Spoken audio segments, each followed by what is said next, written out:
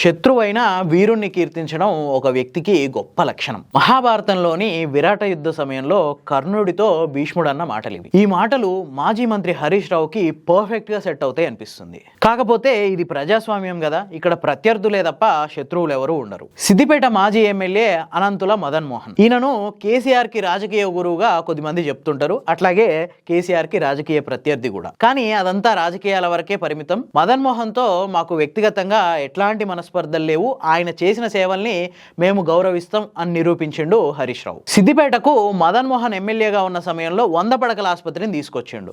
దాన్ని 1000 పడకల ఆసుపత్రిగా అభివృద్ధి చేయడంలో కేసీఆర్ ఆ తర్వాత హరీష్ రావు ఇద్దరు చాలా గట్టి ప్రయత్నాలు చేసిర్రు, సక్సెస్ అయ్యారు కూడా. అంటే మదన్ మోహన్ వేసిన అభివృద్ధి పునాదుల్ని వీళ్ళు కంటిన్యూ చేసిర్రు అనమాట. యాక్చువల్ గా నవంబర్ 16వ తారీఖున అనంతుల మదన్ మోహన్ 93వ జయంతి. ఆయన జయంతి సందర్భంగా సిద్దిపేట నడిబొడ్డున అనంతుల మదన్ మోహన్ విగ్రహాన్ని హరీష్ రావు అనంతుల మదన్ మోహన్ కుటుంబ సభ్యులతో కలిసి ఏర్పాటు చేయించి ఆవిష్కరించిండు. ప్రత్యర్థిని కూడా వ్యక్తిగతంగా కాకుండా ఆయన చేసిన మంచి పనుల ఆధారంగా గౌరవించాలి అనే ఒక మంచి సంప్రదాయాన్ని నెలకొల్పిండు. ప్రత్యర్థులైనా సరే వారు చేసిన సేవల్ని స్ఫూర్తిదాయకంగా తీసుకోవడంలో ఎట్లాంటి తప్పు లేదు అని చెప్పి నిరూపించిండు హరీష్ రావు.